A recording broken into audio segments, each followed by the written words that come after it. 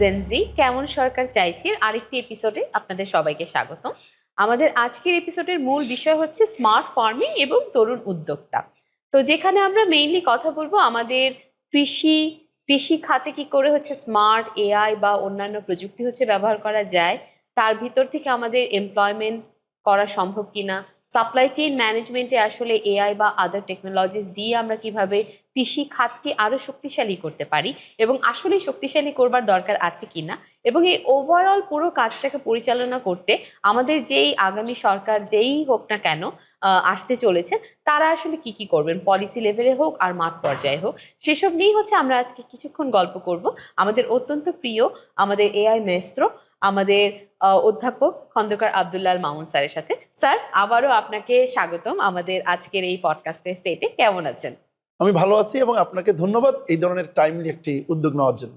ধন্যবাদ স্যার। আমরা আসলে সবসময়ই চাই যে আমাদের যুগোপযোগী কিছু জিনিস নিয়ে কথা বলতে, আমাদের ইউথ যারা আছেন, যারা স্টুডেন্টস আছেন, স্টুডেন্টদের বাইরে যারা আছেন, তারা সবাই যাতে হচ্ছে এই পার্টিকুলার পডকাস্ট থেকে বিভিন্ন জিনিস জানতে পারেন, শিখতে পারেন, তাদের মতামত দিতে পারেন এবং একটি বৈষম্যহীন বাংলাদেশ গড়তে আসলে বিভিন্ন খাতে যা যা করা দরকার সেটা করতে পারেন।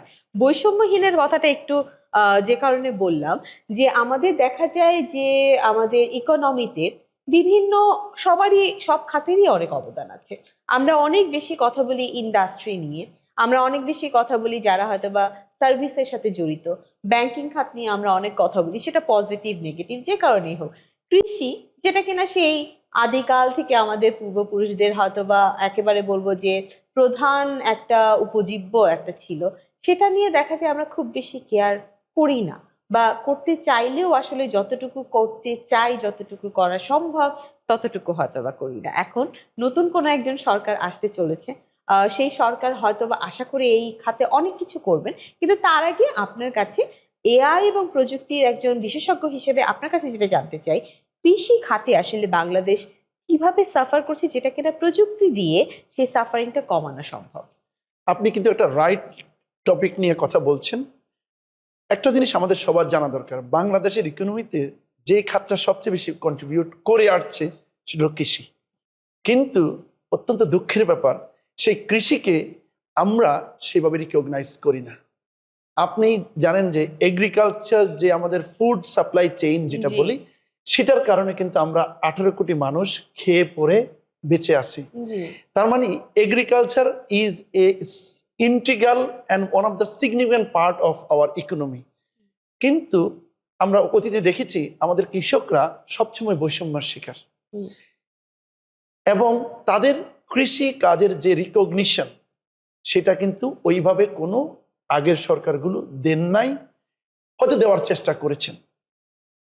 আগের দিনে যেটা হতো, কৃষি মানে কি, যারা পড়াশোনা করবে না, যারা গ্রামে থাকে তারাই কৃষি করবেন, সেই দিন কিন্তু পরিবর্তন হচ্ছে।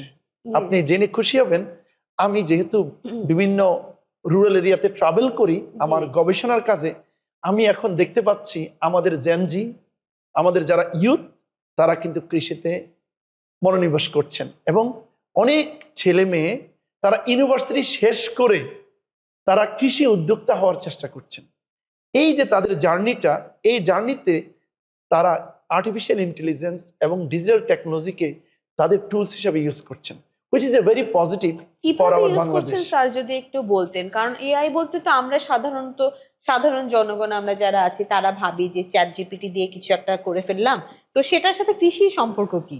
আপনাকে আমি যদি বলি, হিস্টোরিক্যালি কৃষি কি ছিল, আমাদের কৃষক আপনি মানে আমাদের ক্ষেত রেডি করবেন, বীজ লাগাবেন, সেখান থেকে শস্য ফলন হবে এবং সেটা পরে বিক্রি করে উনি ওনার যে ইনভেস্টমেন্ট সেটা রিটার্ন করবেন। কিন্তু তাদের নলেজ ছিল যে কোন সময়ে কি করতে হবে, কখন কি বুনতে হবে, সেই নলেজটা ছিল, আপনি ছিল, কিন্তু সেই নলেজটা অ্যাপ্রোপ্রিয়েট ছিল কিনা সেটা নিয়ে আমরা জানি।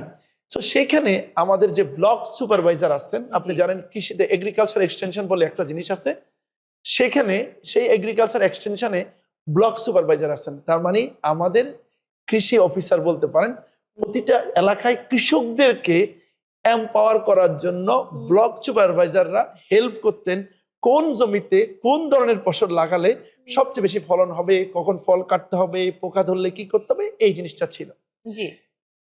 এখন এই যে বললাম হুম, কোন জমিতে কি ধরনের ফসল লাগালে সবচেয়ে বেশি প্রোডাক্টিভিটি হবে, হুম, কখন বৃষ্টি হলে আমার কি করতে হবে, কখন ধান কাটতে হবে, এই সব কিছু। তার মানে আপনি এখানে কি দেখতেছেন? ইনফরমেশন, জি, রাইট? জি, আমরা বলি ইনফরমেশন ইজ পাওয়ার। জি, আমাদের এই জেনজি বা ইউথ, তারা এই কাজটা তৈরি করার জন্য তারা ডিজিটাল টেকনোলজি এবং এআই কে ইউজ করা শুরু করে দিয়েছে। আর্টিফিশিয়াল ইন্টেলিজেন্স এবং ডিজিটাল টেকনোলজির মাধ্যমে আমরা যে কাজটা করতে পারি, আমার জমির অবস্থা কি, হুম, যার মানে জমির মাটিটা কেমন, হুম, সেন্সর দিয়ে সেই মাটির অবস্থান আমরা জানতে পারি হুম, এবং মাটির অবস্থা বুঝে এই জমিতে কোন ধরনের ফসল ভালো হবে সেটা আমরা সিলেক্ট করতে পারি। হুম, এবং আমরা যে যে ইয়েটা করব, ফলনটা ফলাবো, সেখানে কিভাবে, কখন আমার বৃষ্টি কখন হবে, রোদ কখন হবে, কখন পানি দিতে হবে, কখন কি করতে হবে, এই সকল information artificial intelligence based advisory সিস্টেমের মাধ্যমে আমরা কৃষকদেরকে হেল্প করতে পারি। এই জিনিসটা আপনার অ্যানিমেলের জন্য সত্য, যেমন আমরা হচ্ছে পোলট্রি যদি বলি, আমরা যদি আপনার ক্যাটেল যদি বলি, ক্যাটেল ক্যাটেল যদি ফার্মস, বলি, ফিশ ফার্মস, আমাদের ফিশের জন্য বলি, সবকিছু যদি সত্য, তাহলে এখানে কি হচ্ছে, আমরা কিভাবে আমাদের একই সময়ের মধ্যে একই পরিমাণ জমি ইউজ করে আমরা ডাবল ট্রিপল প্রোডাক্টিভিটি বাড়াইতে পারি। আর্টিফিশিয়াল ইন্টেলিজেন্স সেই অপরচুনিটি আমাদের জন্য ক্রিয়েট করছে, আমাদের ইউথরা সেই ধরনের উদ্যোগ নিচ্ছে এবং আমাদের কৃষি মন্ত্রণালয় এবং এগ্রিকালচার এক্সটেনশন এই জিনিসগুলি নিয়ে অলরেডি কাজ করা শুরু করেছেন। কিন্তু ওনাদের কাজগুলো যদি আরো স্ট্রাকচার্ড এবং সবাই মিলে ইকোসিস্টেম অ্যাপ্রোচে হতো, তাহলে এই কাজগুলো থেকে আমরা অনেক বেশি ফ্রুটফুল আউটকাম পেতাম এবং যার মাধ্যমে বাংলাদেশের এগ্রিকালচার প্রোডাকশনটা দ্বিগুণ তিনগুণ হতে পারত এবং আমরা এখানে এগ্রিকালচার প্রোডাক্টিভিটি ডাইভার্সিটি আনতে পারতাম। স্পেশালি আমরা যদি বলি cattle farming, milk industry is one of the untapped market. বাংলাদেশের milk industry is really really small. So এখানে যদি আমরা কালেকটিভলি এআই টেকনোলজি ইউজ করে আমরা যদি ফার্মিং করতে পারতাম, সিমিলারলি ফিশ, সিমিলারলি পোলট্রি, এখানে প্রচুর প্রোডাক্টিভিটি বাড়ানোর অপরচুনিটি আছে এবং রিস্ক মিটিগেশনেরও অপরচুনিটি আমাদের এখানে আছে। তো এখানে কি এই সিস্টেমগুলো স্যার অলরেডি ডেভেলপ? কারণ ধরেন আমরা এখন ফলনের যেই রোগবালাই, ডিজিজ, সয়েলের কন্ডিশন নিয়ে কথা বললাম, ক্লাইমেটিক কন্ডিশন নিয়েও কিন্তু অনেক কিছু আছে। সেগুলোর কি সিস্টেম বা সফটওয়্যার বা আপনার যেটাই হোক না কেন, সেটা অ্যাপ নির্ভর সেবা হোক, বা এটা কি অলরেডি ডেভেলপ, নাকি আমরা এখন আসলে আমাদের ডেভেলপ করতে হবে বা ডেভেলপ করবার প্রতি হচ্ছে জেনজিরা মনোনিবেশ করা উচিত? কি মনে হয় আপনার? বিদেশে এগুলো ডেভেলপড অনেক ক্ষেত্রেই, জি, বাংলাদেশে এখনো সেইভাবে এগুলো ডেভেলপ হয় নাই। আচ্ছা। হাউএভার আমাদের জেনজি যে ইউথ এবং তাদের এনার্জি এবং তাদের ব্রেন, হুম, আমরা যদি সেগুলোকে ইউটিলাইজ করতে পারি, এই জিনিসগুলো খুব দ্রুততার সাথে হুম, আমরা ডেভেলপ করতে হবে। এখানে আমাদের government, ministry of agriculture, ministry of fisheries, ministry of other যে আছে এনিম্যাল, পানি সম্পদ মন্ত্রণালয় যেটাকে বলছি, এই সবাই মিলে এবং আমাদের একাডেমিয়াতে আমরা যারা আছি তারা এবং আমার ইন্ডাস্ট্রিতে যারা আছে সবাই মিলে যদি আমরা একটা কোহেসিভলি কাজ করি, সেখানেই আমাদের সরকারের দায়িত্বটা চলে আসে। হুম, আমাদের নতুন সরকার যারা আসবেন তাদের উচিত হচ্ছে এই যে আমাদের এগ্রিকালচারের যে জিনিসগুলো, এগুলোকে কিভাবে আমরা কোহেসিভলি আমরা আমাদের কৃষকদেরকে এম্পাওয়ার করতে পারি, হুম, আমাদের জেনজিকে এগ্রিকালচার ফিল্ডে কিভাবে প্রমোট করতে পারি উদ্যোক্তা হিসাবে। এবং আরেকটা জায়গা খুবই আনটেপ, সেটা এগ্রিকালচার সাপ্লাই চেইন, জি, জি, যে জায়গাটাতে আসলেই তেমন কোনো কাজ হয় নাই। জি, আপনি জানেন বিদেশে আপনার একটা এলাকা থেকে আরেকটা এলাকায় এগ্রিকালচার সাপ্লাই চেইনের প্রচুর ইনফ্রাস্ট্রাকচার ক্যাপাসিটি আছে। আমাদের এগ্রিকালচার সাপ্লাই চেইনটা আমাদের এখানে খুবই যেটা খুবই হচ্ছে দুর্বল। বলছিলেন যে আমরা বিভিন্ন ধরনের যে ভেজিটেবল প্রোডাকশন বলেন, মিল্ক প্রোডাকশন বলেন, আমরা শুধু প্রোডাকশনটা দিকেই হয়তো বা অনেক ফোকাস করি, কিন্তু প্রোডাকশন শেষে এটা তো কোথাও কনজাম্পশন হতে হবে, কোথাও বিক্রি হতে হবে, কোন একটা চেইনে আসতে হবে, কোল্ড চেইন হোক বা অন্য চেইনে হোক। সেখানে গিয়ে আমরা দেখছি যে কৃষকরা উৎপাদন করছেন ঠিকই, দাম পাচ্ছেন না। সেটা আলুর ক্ষেত্রে বলি, সেটা আমি ফুলকপির ক্ষেত্রে বলি, সেটা দুধের ক্ষেত্রে বলি। দুধের ক্ষেত্রে হয়তো বা কিছুটা কম, যেহেতু আমাদের প্রোডাকশনই অনেক লিমিটেড, সুতরাং ডিমান্ডটা হয়তো বা মেট হয়ে যায়। অন্যখানে আমার হচ্ছে না। এই যে কৃষকরা পরে দাম পাচ্ছেন না বা দাম পেলেও আসলে যেখানে বিক্রি করলে ওনাদের লাভটা হতো সেখানে ওনারা এক্সেস পাচ্ছেন না। এই জায়গাটায় আসলে প্রযুক্তি দিয়ে কিভাবে আমরা সলভ করতে পারি কিনা বা করলে কিভাবে পারি? আপনি একটি অনেক বড় বৈষম্যের কথা বলেছেন। জি। এই বৈষম্যটা আমাদের কৃষকদের সাথে অনেক বছর ধরে হয়ে আসছে। জি। এবং আপনার কোনো একটা ভেজিটেবল হুম। আমার কৃষক 5 টাকা কেজি দিয়ে বিক্রি করতেছে, জি। সেই ভেজিটেবলটা ঢাকাতে আপনি একটা সুপার শপে 100 টাকা দিয়ে কিনছেন, জি। তাহলে 5 টাকা থেকে 100 টাকা। জি। তার মানে কি এই 95 টাকা কি ট্রান্সপোর্টেশনে খরচ হয়ে যাচ্ছে? না। তার মানে আমাদের এই পুরো এগ্রিকালচার যে সাপ্লাই চেইন আছে সেখানে প্রচুর মিডলম্যান আছে। জি। টেকনোলজির মাধ্যমে এই মিডলম্যানটা আমরা ফুললি রিমুভ করে দিতে পারি। জি। তার মানে হচ্ছে আপনার একটা ডিজিটাল প্ল্যাটফর্ম লাগবে, এআই ড্রিভেন অ্যাডভাইজারি লাগবে, কৃষককে এডুকেট করতে হবে। এবং আমাদের জেনজিরা তো যেহেতু কৃষকে আসতেছে, তারা তাদের এলাকায় নিজেরাও এগ্রিকালচার উদ্যোক্তা হবে এবং যারা এগ্রিকালচার কাজ করেন তাদেরকে নিয়ে কাজ করবে। জি। এবং তারা টেকনোলজি মোবাইলে ওরিয়েন্টেড হ্যাঁ। একটা প্ল্যাটফর্ম থাকবে।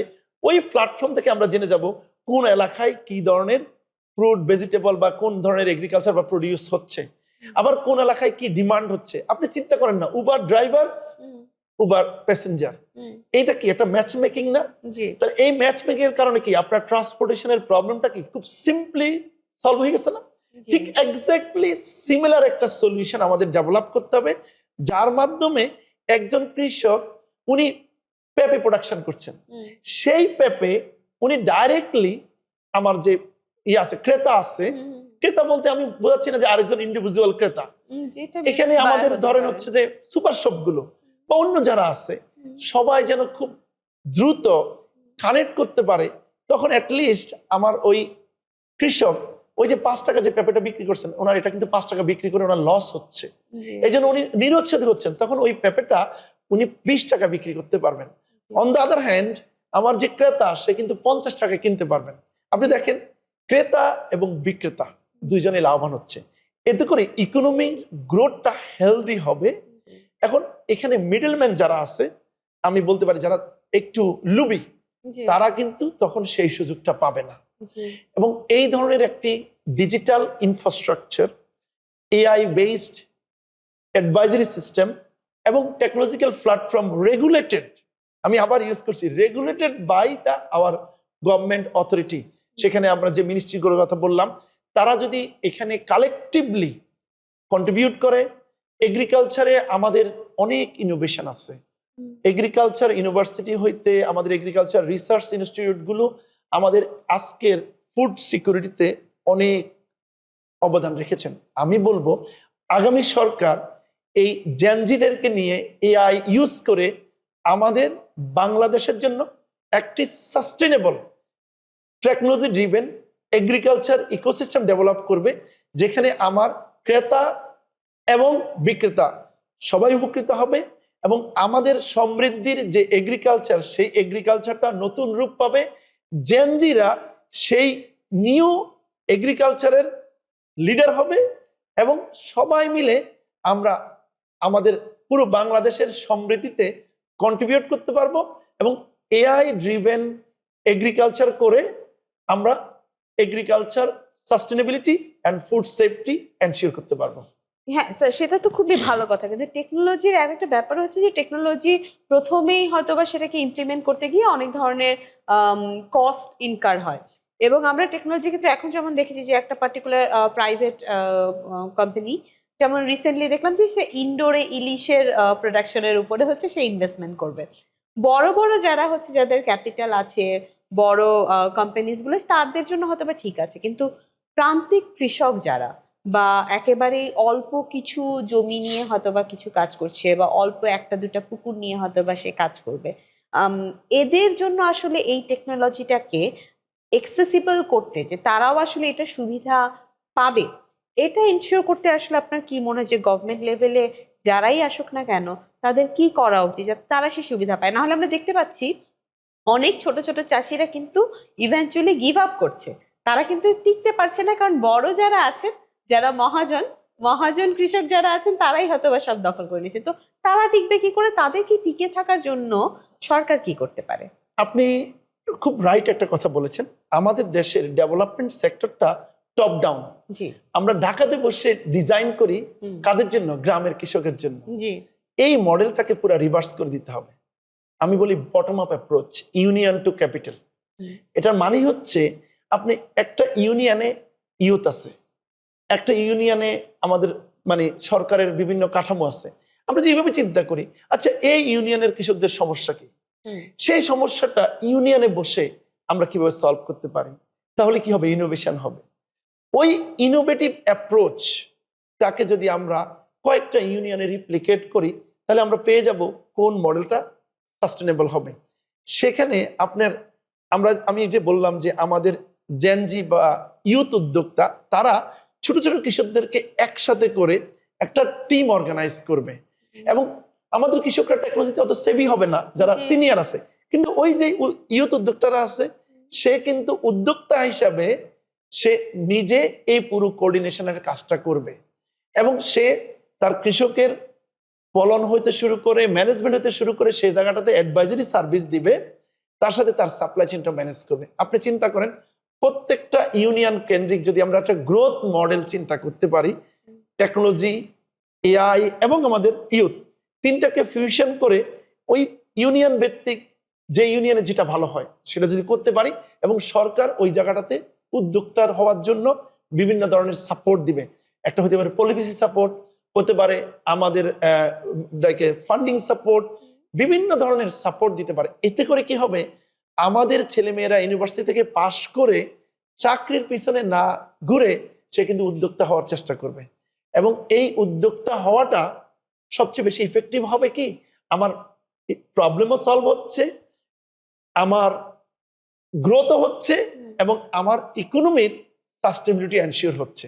তাহলে আপনি দেখেন আমরা যদি বটম আপ অ্যাপ্রোচে কাজ করতে পারি, তাহলে কিন্তু আমাদের দেশের এগ্রিকালচারের যে সমস্যাগুলা এবং বৈষম্যগুলো সেগুলো আমরা ইজিলি ওভারকাম করতে পারবো।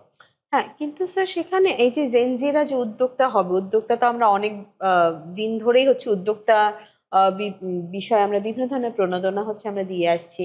আমরা ব্যাংকিং খাত থেকেও বা নন ব্যাংকিং খাত থেকেও আমরা এসএমই ব্যাংকিং এবং আদার অন্য অনেক কিছু ধরে আমরা উদ্যোক্তাদের ইন্সপায়ার করার চেষ্টা করছি।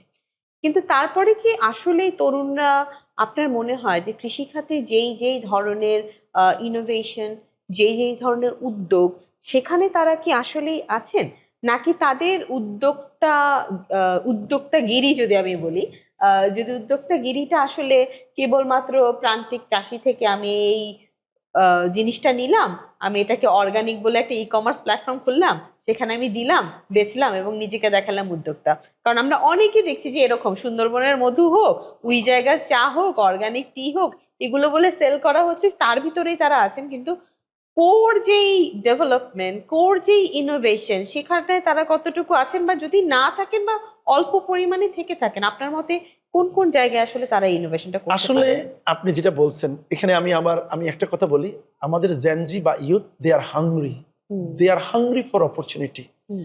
যখন স্ট্রাকচার্ড কোনো অপরচুনিটি থাকবে না, তখন তারা কিন্তু র্যান্ডমলি পিক করবে। জি।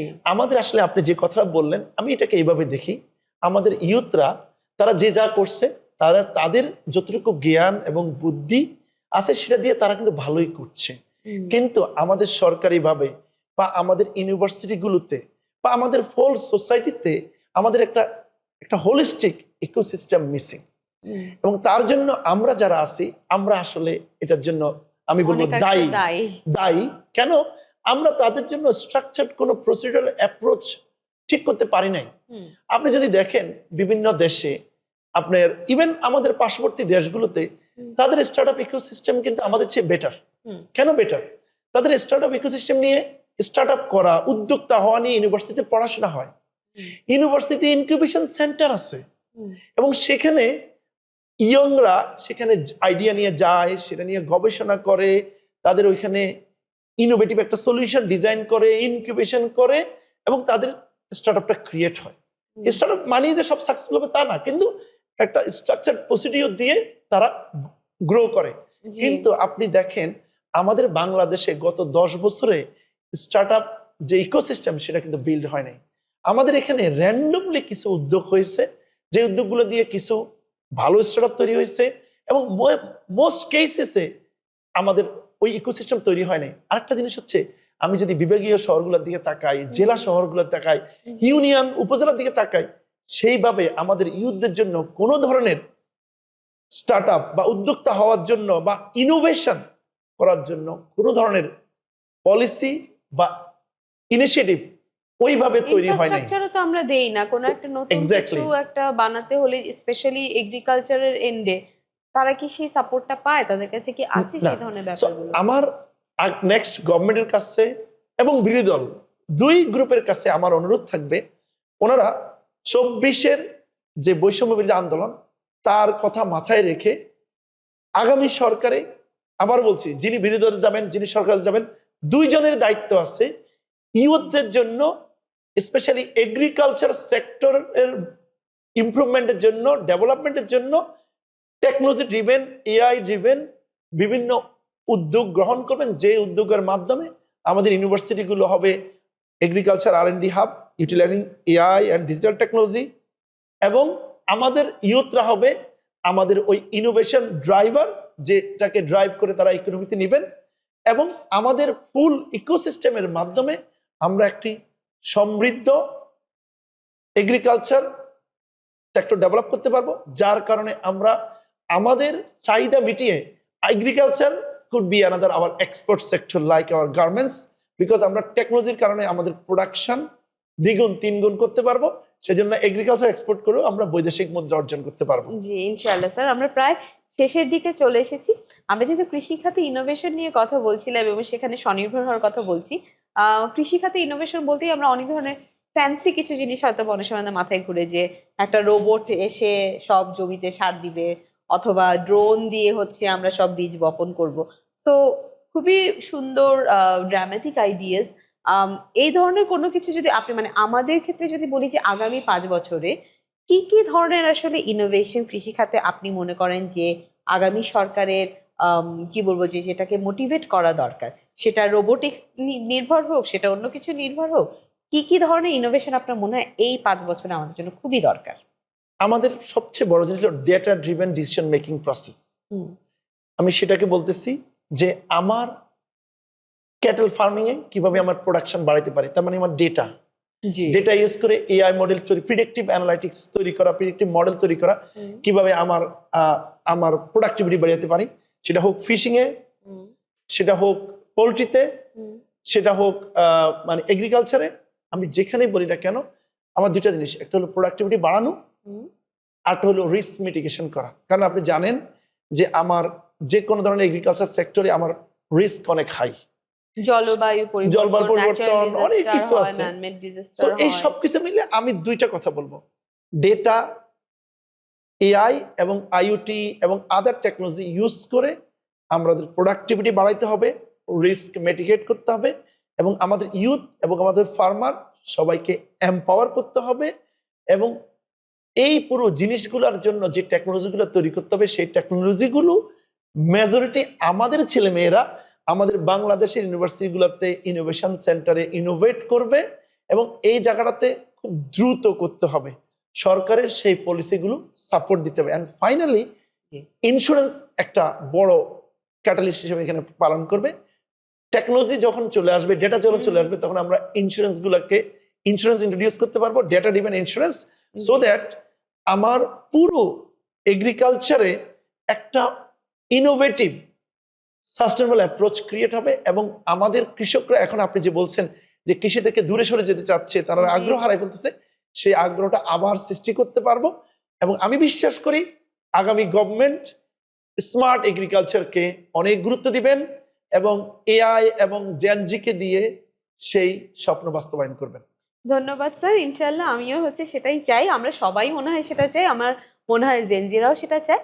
সুতরাং আপনাদের সবাইকে ধন্যবাদ আজকের এপিসোড দেখবার জন্য। এরপরে আরেকটি এপিসোডে আমরা অবশ্যই অন্য কোনো টপিক নিয়ে আপনাদের সাথে আবার কথা বলবো।